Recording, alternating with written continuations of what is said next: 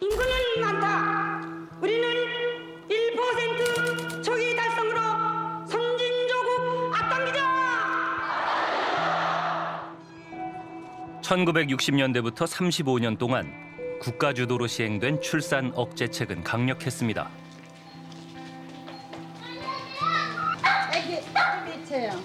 대답이 애기 그런데 왜 안 하셔? 다자녀 출산은 경제 성장을 가로막는 장애물로 홍보되며 1983년에 이미 목표 출산율 2%대를 달성했습니다. South Korea is over. 상황은 급반전했습니다.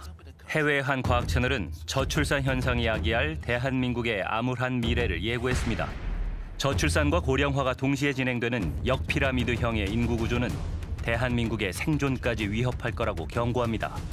해외에서 어떻게 우리나라에 이렇게 관심을 갖지라고 생각하실 수도 있는데 가장 극단적으로 그리고 가장 빠르게 지금 저출산이 진행이 되고 있기 때문에 주시를 하고 있는 상황입니다. 2060년은 지금으로부터 35년 뒤입니다.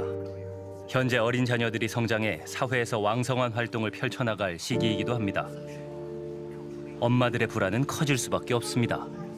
저희는 막 이제 자녀들 때문에 행복하고 북적북적하게 사는 게 좋아서 애들 낳았는데 우리 애들은 컸을 때 외롭게 살 수도 있다고 생각하니까 살아갈 미래가 너무 암울하고 미안한 마음도 들고 좀 막막하네요. 세계사적으로 유례를 찾을 수 없는 초저출산과 가속화되고 있는 고령화가 예고하는 2060년의 대한민국은 절망적입니다. 2060년의 대한민국, 전체 국민의 42%가 65세 이상의 고령자인 그곳은 활기를 잃어버렸습니다. 한강을 중심으로 경계진 두 도시엔 갈등만 있을 뿐입니다. 현재 추세가 미래에도 그대로 이어질 것이다 라는 그런 그 가정에 기반한 건데 분명히 인간의 개입이 들어갑니다. 그러니까 우리가 이런 그 미래가 이제 뻔히 보이는데 뭐 여러 가지 노력을 하겠죠. 그러니까 우리가 개입을 함으로 해서 또 우리 미래가 충분히 달라질 수 있다.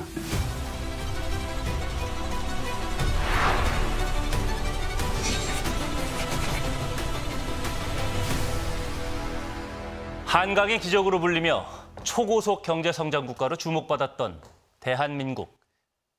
2025년 전 세계 유례가 없는 초저출산, 초고령화 현상과 함께 소멸 위험 국가로 주목받고 있습니다. PD수첩이 만난 국내 인구 전문학자들 또한 역피라미드형으로 진행되고 있는 인구 구조는 독일의 유명 과학 채널의 경고처럼 경제, 사회, 문화, 안보 등 사회 전반에서 심각한 혼란을 겪을 거라고 예상합니다. 또 그 위기는 2040년부터 급격히 진행되고 2060년 절정에 이를 거라고도 했습니다. 2060년 대한민국이 마주할 인구 구조가 초래할 위기는 어떤 모습일까요? 현재 65세 이상 고령 인구가 28%에 이르고 대한민국 평균보다 앞서서 2060년을 향해 가고 있는 지역을 직접 찾아가 봤습니다. 대구광역시의 한 자치구, 저출산과 고령화가 예고하는 불안이 이미 진행되고 있는 곳 중 하나입니다. 1970년대에 개장된 광덕시장. 한때 대구에서 장사가 잘 되기로 손꼽히던 전통시장이었지만 지금은 전체 100여 개의 점포 중 6곳만 겨우 영업을 유지 중입니다. 잊지 않고 찾아주는 단골 손님이 떠나면 시장마저 사라질 위기입니다.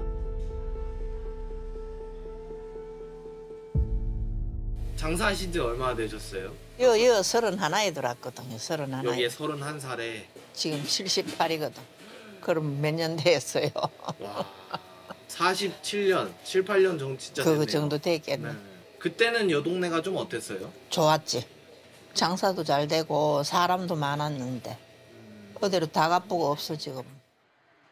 과거엔 사람도 넘쳐나고 일자리도 넘쳐났던 지역이었지만 지금은 사람도 일자리도 찾기가 어렵습니다. 자녀분들은 어디에 살고 계세요 지금? 경기도도 하나 있고 네. 대구 있고 그래요. 직장 따라 갔지. 아 직장. 직장 따라 가고. 대구에는 뭐 그냥 자영업하고 있는데 안 돼. 지역을 떠나는 청년들은 매년 증가하고 있습니다.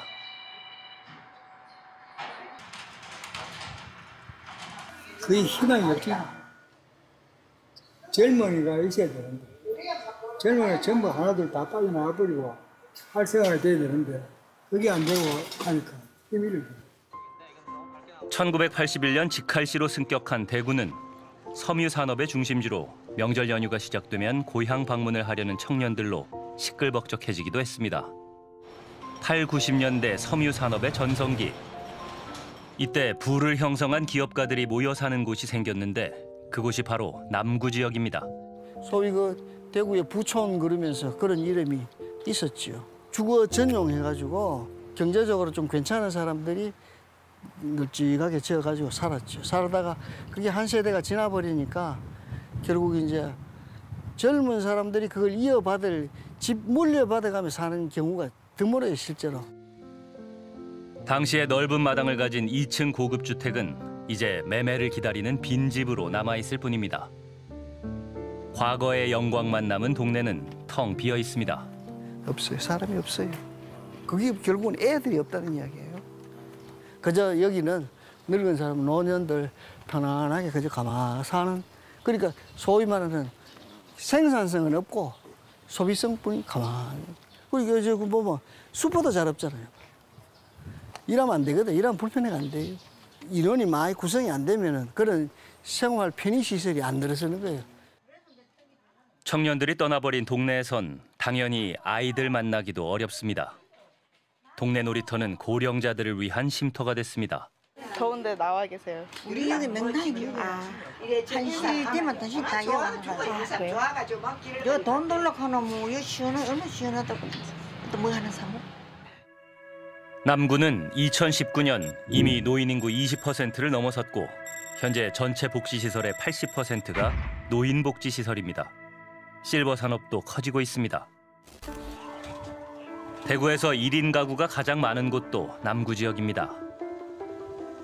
어머니가 갑자기 가슴 통증을 호소한다는 자녀의 신고를 받고 출동했습니다. 어디가 어떻게 아파요? 왼쪽 가슴이 좀 아파? 네, 왼쪽 가슴이? 네. 1인 가구의 비중이 약 47%, 119 구급대 출동 건수의 약 70%가 질병으로 인한 응급 출동이라고 합니다. 독거노인 비중이 높다 보니 타지에 살고 있는 자녀들이 부모님을 대신해 신고하는 경우가 잦다고 하는데요. 연세가 어떻게 되세요? 70살이요? 노인성 질환으로 인한 출동이 많은 것도 특징입니다. 약 처방받아서 이제 나오셨던 분인데 갑자기 티스트레인도 받아서 신고되셨고 보호자분 옆에는 안 계십니다. 네. 누구 오라 했어, 어머니? 올 거예요. 연락했어? 사위분한테 연락했어요. 고령화가 가속화되면서 60대 이상의 구급대 이송 비율도 매년 증가하고 있습니다. 고령 인구가 많은 지역에서 보이는 공통점입니다.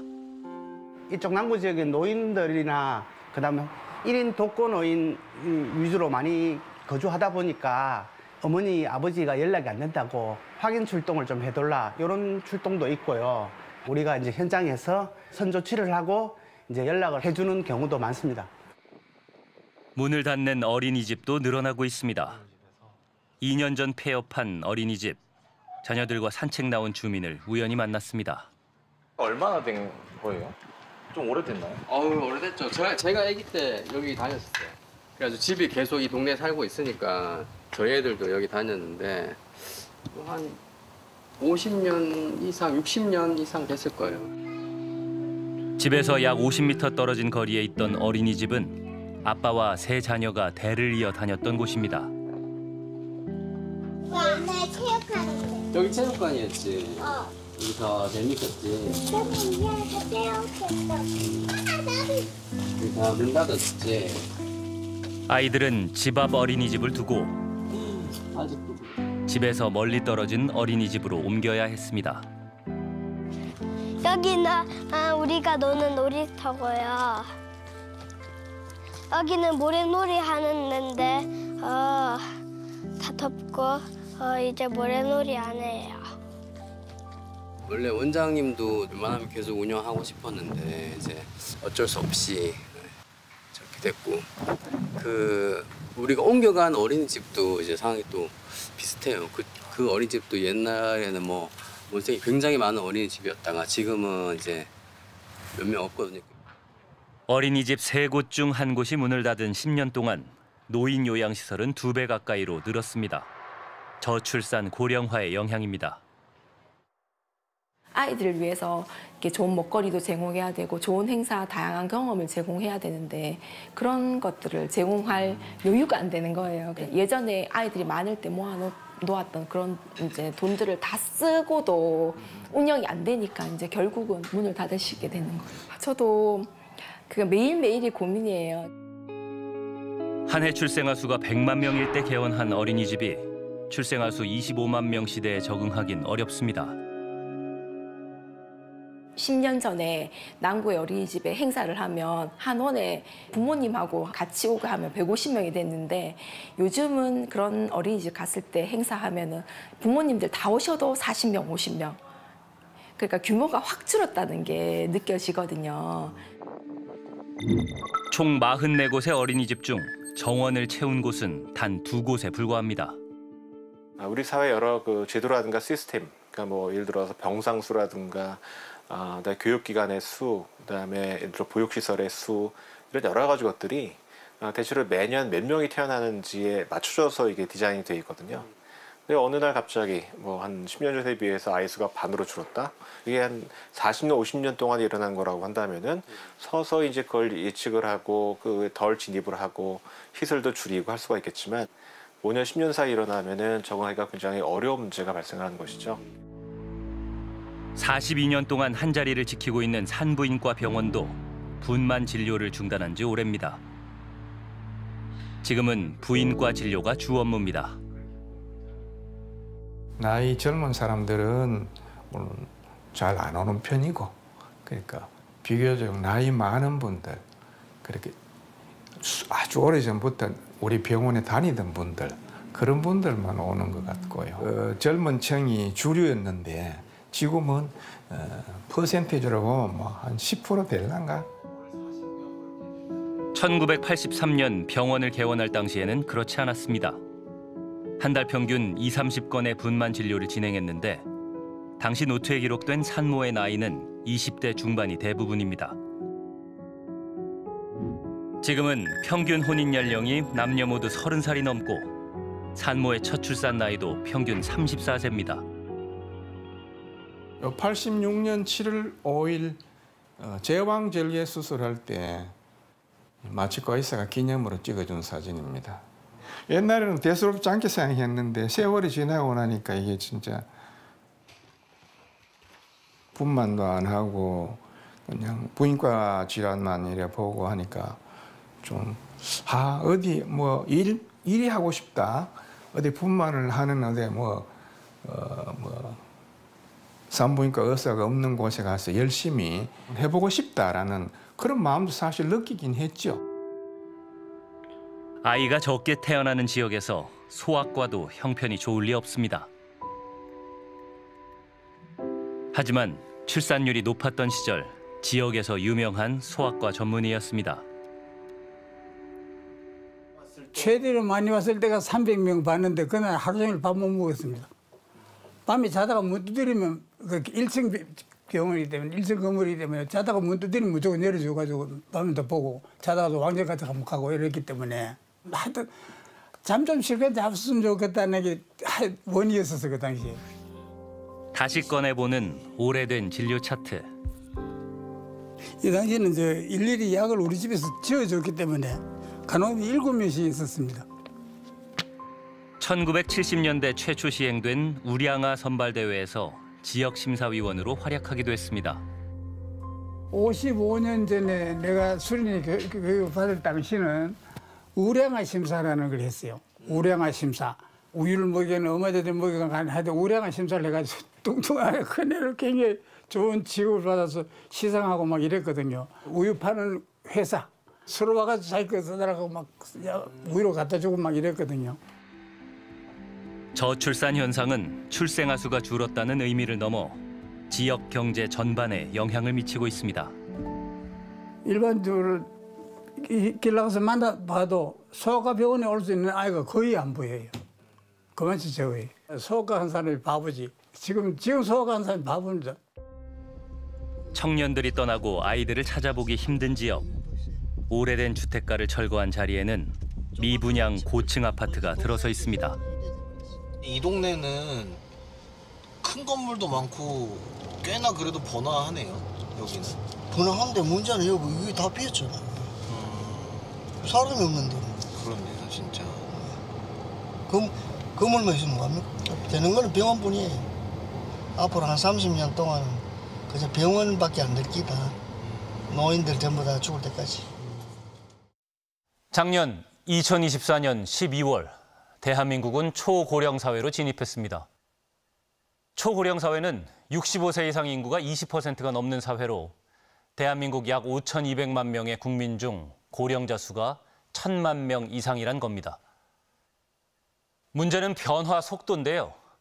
고령화 사회에 진입한 2000년 이후 고령 사회를 거쳐 지금의 초고령 사회가 되기까지 걸린 기간은 불과 24년입니다. 일본의 36년과 비교해도 12년 빠른 속도입니다. 미처 대처할 시간도 없이 사회 혼란을 맞닥뜨릴 가능성이 크다는 겁니다. 구조적 변화 없이 현재의 추세가 지속된다면 2060년 대한민국은 어떤 모습일지 국내 인구 전문가들의 자문을 받아 살펴봤습니다. 경기도의 한 아파트. 미래 여행을 함께 떠날 아이니를 만났습니다. 아이니의 엄마 아빠는 결혼하고 3년 만에 시험관 시술 끝에 어렵게 아이니를 낳았습니다. 아빠 세윤 씨는 원래 결혼 계획이 없었다고 합니다. 와이프 보고 너무 제 이상형이다 그런 생각이 들어가지고 시킨 게 아닙니다. 이상하네. 혼자 살아도 괜찮을 것 같은데 이런 생각이 있었죠. 그때 이제 좀 기로에 있었는데 하고 싶기는 하더라고요. 근데 이제 다행히 신랑을 만나서 하게 되었는데 아기는 또 다른 문제였죠. 이쁜 아기를 갖고 싶어가지고 2022년 7월 생인 아이니. 그의 태어난 아기 24만 9천 명 중 한 명입니다.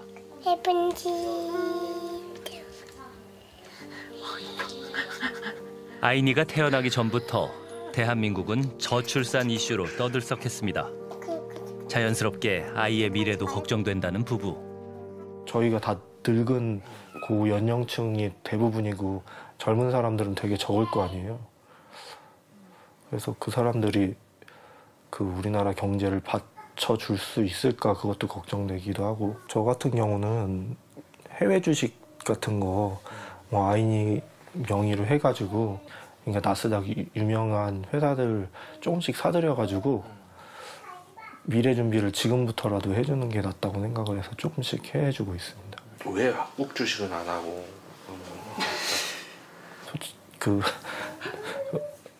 아시잖아요. 우리나라 좀 아기가 2060년 정도 되면 몇 살이에요, 이게? 22년생이니까 38? 그거밖에 안 됐구나. 내 나이인데? 2060년 아이니의 나이는 만 36, 지금의 엄마 나이가 됩니다. 그때도 지금처럼 초저출산과 초고령화 현상이 유지된다면 2060년에 대한민국에서 사는 아이니의 삶은 어떤 모습일까요? 통계청 추정, 2060년 대한민국의 총 인구는 약 4,200만 명. 엄마의 예상대로 혼자 사는 아이니. 빈집을 감시하는 드론의 경고음으로 하루를 시작할지도 모릅니다. 서울시 아파트의 5%는 매수자가 없어 방치됩니다. 거리에는 고령자와 휴머노이드 로봇만 보일 뿐.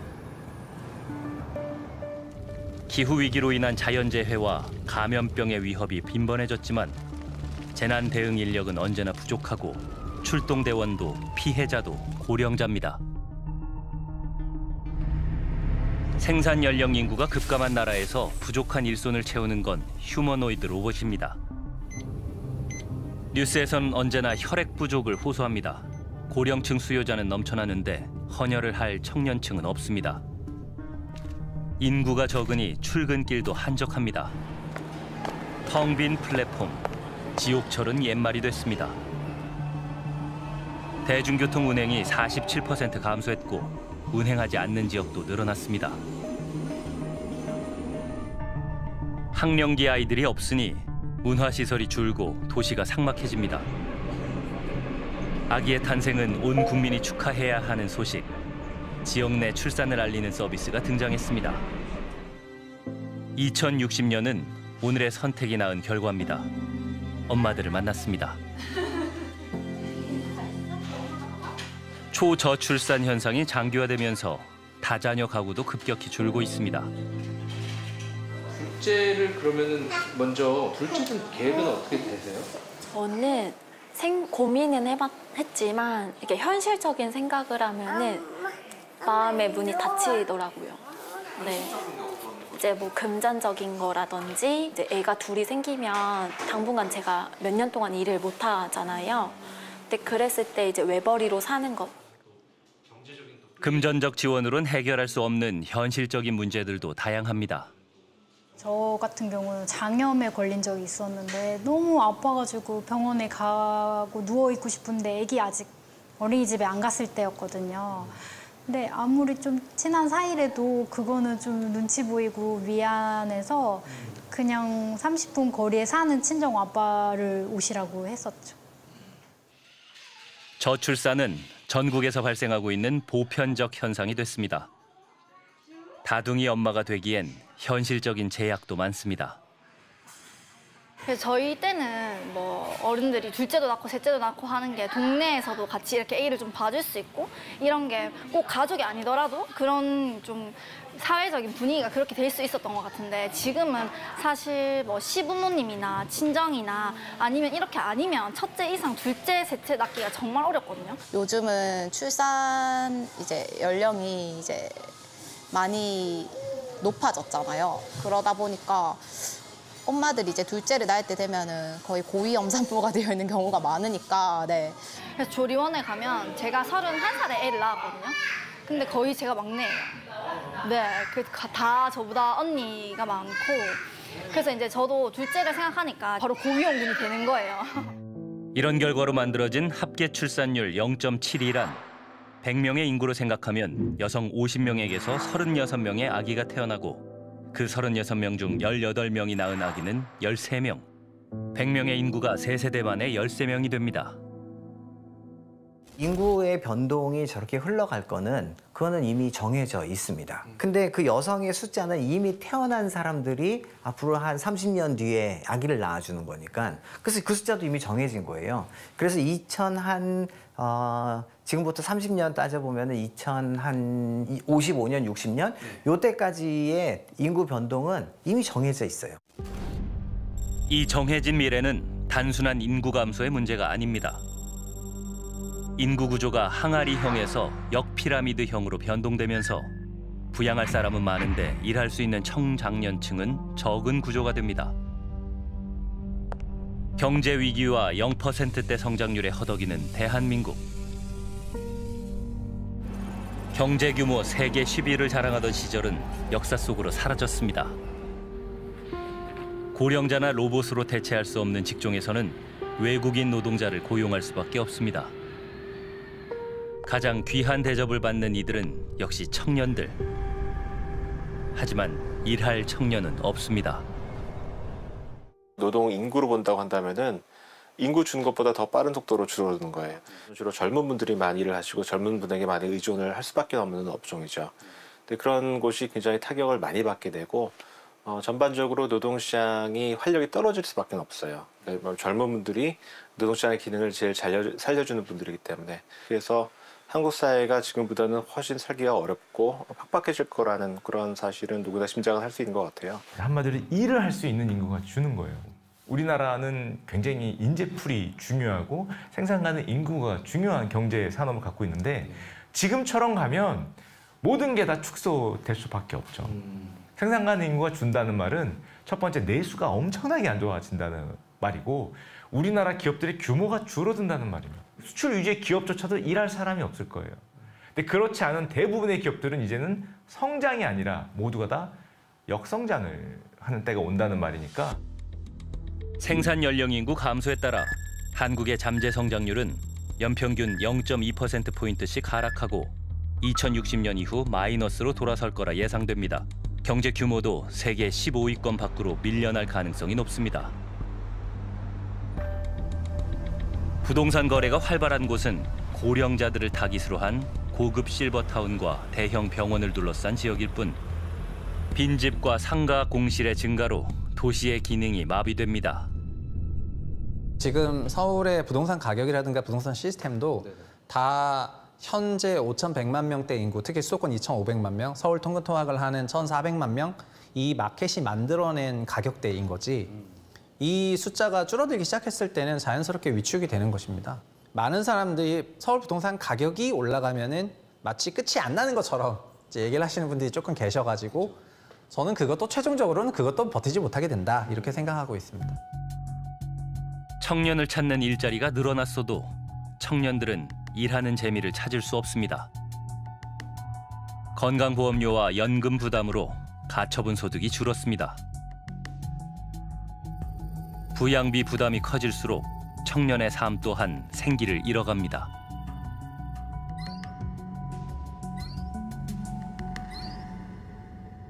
이제 문제는 부양비거든요.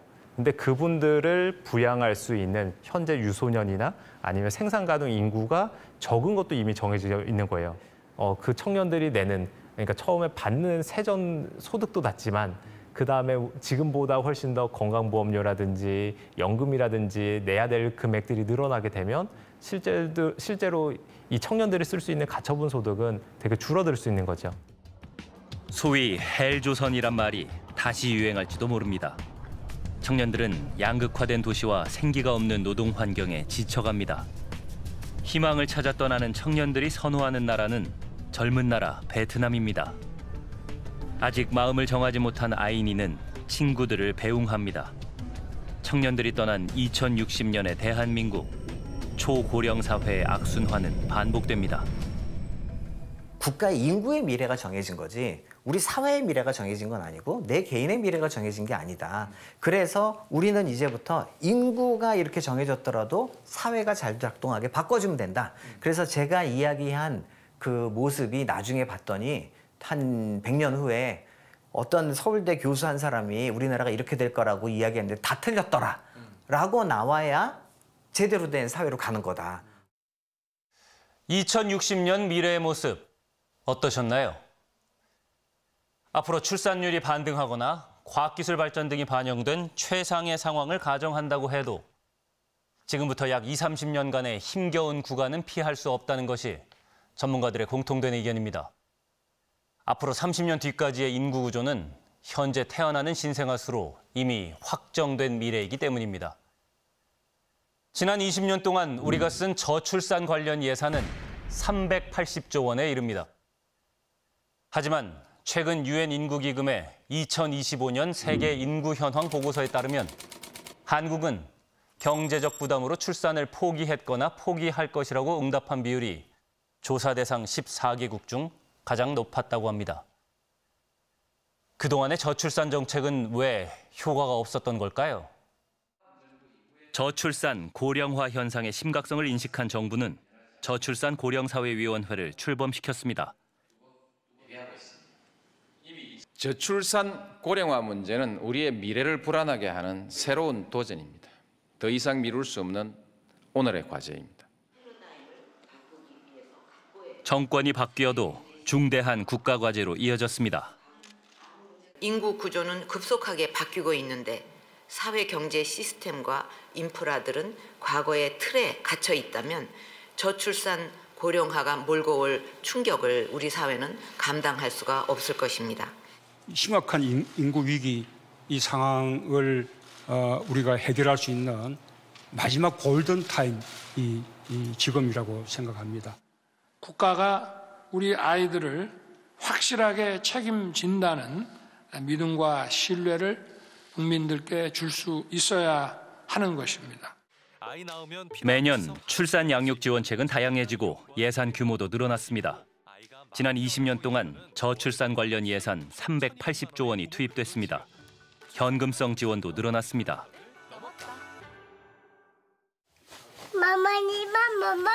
하지만 여전히 합계 출산율은 제자리 걸음.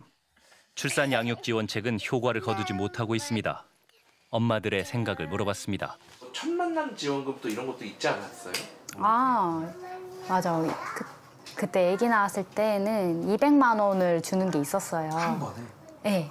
한 번에 주는 거였는데 조리원비 내니까 없어요. 산후조리원비가 300이었어요. 원래는 그 전까지는 가격이 낮다가 그 지원을 해준다는 얘기해도 되나?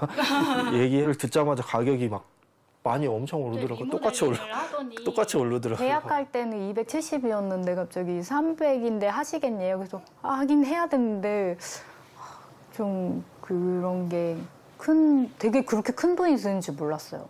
지원금이나 뭐 나오게 하면 그거에 맞춰서 받는 만큼 다 금액이 다 올라가더라고요. 현금성 지원의 부작용은 특정 지역만의 문제는 아닌 듯합니다. 처음에 뭐 산후조리원부터 해서 산후조리 금액을 서울에서 바우처로 100만 원을 지원해준다 했을 때 다들 한꺼번에 100만 원씩 올려버리는 이런 게 있고, 애기 용품을 팔거나 애기 교육하는 그런 프로그램을 판매하는 업체들도 이렇게 얘기해. 어머니 가격을 올려버려. 가격을 그만큼 정부에서 받는 만큼 올려요. 실제적으로. 매년 많이 올라요. 약간 진짜. 인플레이션이 이렇게 일어나는 것 같아요. 근데 애기 용품에서 더 많이 크게 일어나는 것 같아, 인플레이션. 출산과 양육을 위한 각종 지원금. 그러나 오히려 육아 관련 물가를 오르게 부추긴 꼴이 됐습니다. 엄마들에게는 오해만 생긴다고 합니다. 한 사람당 100만 원이라고. 너는 200만 원 받냐면서. 정말 잘 나왔다고 막 저한테 애들이 돈 벌어다 오는 애들이라면서 얘네가 중소기업 월급 받는 애들이라고. 그 엘리베이터 안에서 막 쩌렁쩌렁 막 몇 번이나 그런 말씀 하시는데. 처음에 나왔을 때 제일 많은 돈이 들어오고 점점 시간이 지날수록 지원금은 사라지고 네, 지출은 더 커지고. 지출은 더 커지고. 애들 먹는 건 더 커지는데. 중앙정부와 지자체의 지원 내용이 다르고 지원 종류도 천차만별인 출산 지원 정책들. 출산 지원 예산은 2006년 2조 원대에서 2022년 50조 원 규모까지 증가해왔습니다. 그러나 세계 최저 수준으로 떨어진 합계 출산율은 반등하지 않습니다. 일과 육아의 양립이 어려운 환경에서 경력 단절은 저출산의 또 다른 원인입니다. 회사가 있어도 지원을 하기가 힘들더라고요. 그게 제일 힘들었던 것 같아요. 다시 입사를 하긴 했지만 되게 폭넓게 보진 못했어요. 뭐 들어가고 싶은 회사도 못 들어가게 되고, 이 퇴근 시간 이런 거, 거리 이런 거 다 따져야 되니까 어린 아기를 두고 이렇게 먼 회사를 다닐 수가 없는 게 엄마의 현실이죠. 저는 어쨌든 직업 자체가 서비스 직업이다 보니까 뭐 따로 복지나 이런 혜택 같은 게 없기 때문에 그냥 일을 쉬면 그냥 쉬는 거고, 제 주변에 미용을 시작해서 하게 돼도 딱 출산으로 끊겨요, 그냥. 그래서 미용을 그 후로 그만두는 분들도 되게 많이 봤거든요. 거의 한 70, 80%는 다 그런 것 같아요. 공무원인 슬비 씨는 사정이 나은 편이지만 그렇다고 고충이 없는 건 아닙니다. 부럽다는 말을 진짜 많이 들었고, 근데 저는 혜택을 많이 받는 편이지만 그래도 힘들거든요. 경제적으로든 체력적으로든 뭐든. 근데 그것조차 못 받는 사람들을 부럽다는 말을 많이 들었어요. 원래 다른 직장에 있다가 이제 결혼도 하고 아기도 키우고 하려면 여자는 공무원이 최고다. 이런 제도를 다 누리려면 공무원 해야 된다고 생각해서 택한 부분도 있거든요. 출산과 양육 환경에서도 지역 격차가 커지고 있습니다. 아이니네도 아이가 태어나고 이사부터 결심했다고 합니다. 또 어린이집이나 유치원 같은 것도 부족하고 초등학교도 폐교하는 그런 수준이었었고요. 경기도인데도 그렇더라고요. 그리고 제일 중요한 게 소아과가 너무 멀었어요. 소아과가 아예 없어가지고 30분 거리로 가야 되는데 거기는 또 사람이 엄청 많고 애는 막 열이 막 나고 이러는데 막 울고 그런 적도 있었어요. 아기를 안고. 그래서 와, 여긴 진짜 빨리 벗어나야겠다 이런 생각을 했었죠. 아이니네처럼 양육 환경이 갖춰진 곳으로 이사하는 부모도 있지만 경제적인 부담을 덜기 위해 양육 환경을 포기해야 하는 부모도 있는 것이 현실입니다. 전남 강진구는 인구 감소로 인한 지역 소멸 위험이 커지자 파격적인 양육 지원금으로 승부를 걸었습니다. 강진구는 양육 수당으로 한 자녀당 매달 60만 원씩 84개월까지 지역 화폐를 지급하는데요. 이 정책 이후 2년 연속 출생아 수가 증가하고 있습니다. 2023년 10월 경기도 하남에서 전남 강진으로 이사온 가족을 만났습니다. 안녕. 내가 우리 집 알려줄게. 알려주세요. 그래, 가자. 제니가 알려줘. 제니야, 같이 가. 난 지금 내 가방을 거꾸로 메고 있지.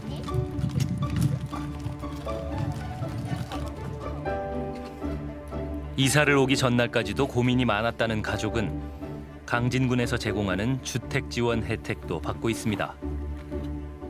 우연히 또 셋째까지 낳게 됐고 그러다 보니까 좀 실질적으로 좀 부담되는 부분들이 좀 있었습니다. 그래서 좀 강진은 어렸을 때도 왔다 갔다 했으니까 전입하게 되면 조금 더 보조를 받을 수 있을 것 같아서 그 부분도 큰 요소 중에 하나였습니다. 세 딸을 키우며 경제적인 부담이 컸다는 부부는 수도권의 양육 환경 대신 한 자녀당 약 5천만 원이라는 경제적 지원을 선택했습니다. 뭐 인프라 같은 경우에는 수도권에 비하면 훨씬 열악한 것은 맞고요. 좀 소아과 다니는데 많이 힘들었습니다. 그래서 장흥이나 해남 쪽 왔다 갔다 하느라고 저랑 와이프랑 좀 고생을 많이 했고 강진에도 강진의료원이라는 게 있는데 소아과 의사가 없어요, 거기에. 예, 그런 부분들은 조금 여력이 된다면 확충해주면 좋을 것 같습니다. 지역에서 자녀들을 키우기엔 아직 미흡한 여건인데요. 농어촌 지역인 이곳에서 일자리를 찾는 것도 쉽지 않다고 합니다. 쓰레기 아빠 버릴게, 아빠한테 줘. 일단은 여기에는 사기업은 많이 없기 때문에 그런 쪽에서 일을 하셨던 분들은 어떤 식으로 자기가 직장을 구해야 할지는 좀 설계를 하고 들어와야 될 거고요. 친구들도 나도 갈 수 있을 것 같아 라고 생각을 편하게 할 수 있는 환경일까요? 아니, 없는 거. 다행히 부부는 강진군 인근 광주와 해남에서 일자리를 찾았다고 합니다. 2005년 해남군에서 처음 시작한 출산 장려금 정책은 이제 대부분의 지자체로 확대됐고 지원금 규모도 치솟고 있습니다. 그러다 보니 인근 지자체들 사이에선 지원금을 두고 자녀가 있는 가정을 전입시키기 위한 경쟁을 벌일 수밖에 없다고 하는데요. 그 효과에 대해서도 회의적입니다. 하나 더 많이 줘라. 그래서 주민들도 예를 들자면 저기 시군은 100만 원이라도 더 주면 그 시군에 가 있죠, 주소를. 근데 그 시군에 아기만 낳고 몇 년 있다가 다시 또 빠집니다. 다시 또 도시권으로 또 다시 가버려요. 그런 사업을 하는 게 의미가 있을까요? 돈 더 주기 경쟁이죠. 실제로 근데 경쟁이에요, 이게? 그렇죠. 네. 한 지자체에서 지원금이 더 높은 인근 지자체로 이동하는 청년들. 그러나 출산을 하고 나면 곧 떠나버리고 맙니다. 지원금 경쟁이 단기적인 출산율 올리기 경쟁이라는 지적입니다. 단기적으로 이런 재정 경제, 현금성 지원이 효과는 있어요. 그런데 그게 한계가 있잖아요. 지역별로 인구가 심각한 지역은 더 많은 예산을 투입할 생각이 있거든요. 그러면 경쟁이 심해지다 보면 다 또 풍선 효과죠. 이쪽을 많이 하다 보면 저쪽은 더 줄어들고 이렇게 되잖아요. 이게 양날 칼인데 이 문제는 지자체 경쟁을 일으키지 말고 정부에서 좀 했으면 좋겠다. 인구 문제 이건 지자체 차원에서 할 수 있는 게 아니거든요. 이건 매우 큰 문제입니다.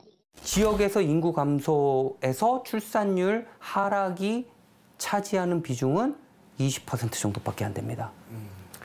70에서 80% 정도는요, 사회적 인구 이동 때문에 발생하는 거예요. 그냥 밖으로 나가는 거예요. 지금 이 순간에도 청년 인구의 유출은 멈추지 않고 있어요. 계속 수도권으로 집중이 되고 있습니다. 농어촌 지역에 한정됐던 인구 감소 지역이 광역시 단위로까지 확대되면서 행정안전부는 10년간 10조 원의 지방소멸 대응기금을 지원하고 있습니다. 지방소멸 대응기금은 어떻게 사용되고 있을까요? 의성군이 지방소멸 대응기금으로 투자한 사업은 청년 외식 창업 공간입니다. 3년 전 지원 사업의 첫 수혜자로 김영재 씨가 선정됐습니다. 크림 짬뽕 얼마 됐어요? 네, 크림 짬뽕 먼저 나갈게요. 이제는 식당 운영 경험을 살려 의성군 지역 청년들에게 요리 비법과 경영 노하우를 교육하고 있습니다. 청년 일자리 사업 등으로 통해 갖고 인테리어부터 해서 교육부터 그리고 앞으로 나아가는 데까지 운영하는 데 운영금까지 거의 말씀드리면 창업하는 데 있어서 90%를 지자체에서 지원을 해준다고 보시면 돼요.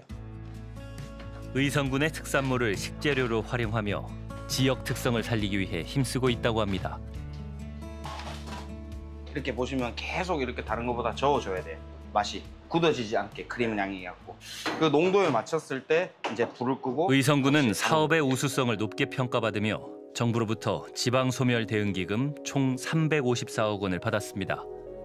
지자체는 더 큰 금액을 받기 위해선 또 경쟁을 할 수밖에 없다고 합니다. 이 중앙정부의 공모사업, 지금은 중앙정부가 거의 공모사업으로 많이 합니다. 각 지역이 갖고 있는 특성이 있지 않습니까? 그러면 지역에 대해서 특성의 계획이나 이런 걸 맡겨서 그렇게 하는 것이 훨씬 소멸을 극복하고 지자체의 역량을 키우는 데 좀 나을 것 같은데 평가에 좀 중점을 두고 이렇게 하니까 그건 조금은 이제 아쉽다 하는 생각이 듭니다. 지자체들이 지방소멸 대응기금으로 가장 흔하게 하는 사업은 조형물 설치 사업입니다. 대표적인 포도 생산지인 영동에선 대형 와인병 조형물을 설치하고 있습니다. 논산에서는 육군 병장의 길 조성을 위해 톨게이트 옆 기존 공원을 리모델링하는 동시에 역시 지역을 상징하는 조형물 병장상을 만드는데 기금 20억 원을 사용했습니다. 기존 황산대교의 야간 조명 설치에 지방소멸 대응기금 15억 원을 사용했습니다. 창의적인 사업을 찾기는 어렵습니다. 저희 입장에서 솔직히 지방에서 할 수 있는 사업이 몇 가지 없다. 지금 받아가고 할 수 있는 게. 그렇다고 뭐 가장 정규 인구를 가장 끌어올 수 있는 거는 현금성 지원인데 이건 또 기본 사업은 안 된단 말이죠. 그러니까 이제 뭔가 안 되는 거 다 빼고 나서 이제 인구를 늘릴 수 있는 사업들을 찾다 보니까 이제 한정된 거예요, 사업들이. 관광, 시설조사, 일자리를 위해서는 뭐 시설조사 이런 식으로밖에 갈 수 없어요. 각 지자체의 지방소멸 대응 사업 내용을 살펴봤습니다. 이름만 다를 뿐 비슷한 사업이 눈에 띄었습니다. 공통적으로 공원 조성 등 인프라 사업이나 조형물 분수대 설치와 같은 사업이 많았습니다. 과연 지방소멸 대응에 효과가 있는 걸까요? 평가가 나오면 대충 그 지자체별로 어떤 사업들을 올리고 어떤 지자체가 어떤 사업으로 평가를 잘 받은지를 볼 수가 있거든요, 대략적으로. 다 그 사업이 그 사업인데. 근데 이게 그 우스갯소리로 그래요. 아, 이거 투자계에서 글솜씨 이거 얼마나 이게 우리한테 필요한지 잘 글로 나타내서 평가 위원들을 설득시키는 작업이구나. 이렇게 얘기를 하긴 하거든요. 아, 그러니까 89개 지자체가 다 비슷한 상황에서 크게 다르지 않아요. 예. 행안부로부터 매년 기금을 배분받기 위해선 짧은 시간 가시적인 성과를 내는 사업에 집중할 수밖에 없다는 것이 지자체의 입장입니다. 21년에 지방소멸 위기지역 발표했잖아요. 근데 우리 군 같은 경우는 97, 8년부터 그 준비를 하긴 했었어요. 근데 그때는 중앙정부는 별로 이제 감흥이 없었는가. 예산 지원은 그때부터 주지 않았으니까 최근에 주니까 이제 적어도 10년은 봐야 되거든요. 근데 이걸 너무 단년, 2년, 3년 만에 언론으로 내놓으라. 성과를 내놔야 된다. 근데 최근에 이제 우리 이번에 당선되신 이재명 대통령님께서도 그렇게 말씀하셨죠. 부산, 북극 항로가 개설되면 부산이 중요하다. 지금 준비하면 이게 10년, 20년 이후에 성과가 나올 것이다. 소멸 대응 기금도 비슷할 거라고 생각해요. 당장 돈을 써서 성과를 내라가 아니라 장기적으로 10년 정도, 20년 정도를 내다보고 지속적으로 투입해 줘야 이게 효과가 더 확실히 보이지 않을까. PD수첩이 만난 소멸 위험 지역의 지자체 공무원들은 하나같이 절박한 심정을 토로했습니다. 2002년 4곳이었던 소멸 위험 지역은 현재 전국 228개 시군구 중 절반이 넘는 130곳에 이르고 이미 광역시까지 확장되는 추세를 개별 지자체의 힘으로 막기엔 역부족이란 겁니다. 사실 그동안 출산, 양육, 교육, 고용 등 사회 전반의 시스템을 근본적으로 바꾸지 않으면 이 문제를 해결하기 어렵다는 지적은 우리 사회에 꾸준히 제기돼 왔습니다. 전문가들은 앞으로 5년이 위기 전환의 골든타임이 될 거라 강조하고 있습니다. 인구구조 변동의 위기는 이제부터라도 적극적으로 지혜롭게 준비한다면 우리의 미래가 달라질 수 있을 거란 의미입니다. 건강한 대한민국은 여전히 활력을 잃지 않았습니다. 저출산 고령화로 인한 인구구조의 변동을 받아들이고 대신 AI와 로봇 기술을 활용해 부족한 노동력을 메웁니다. 인간은 더 높은 부가가치를 창출하는 영역에 집중하게 됐습니다. 해상 스마트팜을 통해 식량을 생산하는 기술이 최근 각광받는 사업입니다. 경쟁과 효율을 강조하던 교육과 직장 문화도 달라졌습니다. 지금 우리가 무엇에 집중할 것인가를 고민한다면 아이니의 2060년은 충분히 달라질 수 있습니다.